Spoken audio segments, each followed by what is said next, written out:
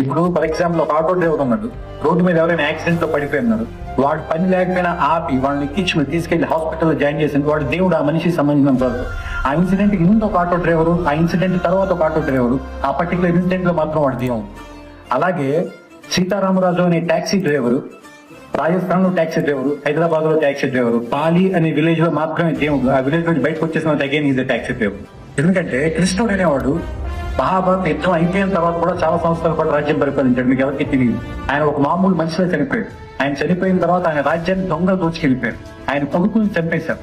ఆయన భార్యను దోచుకెళ్ళిపోయారు. సత్యభామ విధవరాలిగా తపోభూములకు వెళ్ళిపోయారు. రుక్మిణి సతీసాగమనం చేసింది. ఈ విషయాలు మనకి ఎవరికి తెలియదు. ఎందుకంటే అప్పుడు కృష్ణుడు ఒక నార్మల్ యాదవ కింగ్. దానికి ముందు మాత్రమే భగవద్గీత చెప్పిన కృష్ణుడే మనకు కావాలి. ఎందుకంటే అతను అప్పుడు మాత్రమే దేవుడు. అలాగే రాముడు కూడా రామాయణం తర్వాత 10,000 years రాజ్యం చేశాడు. అప్పుడు మనకి ఎవరికి అవసరం లేదు. ఎందుకంటే రాముడు రావణుని చంపేంత వరకే దేవుడు. తర్వాత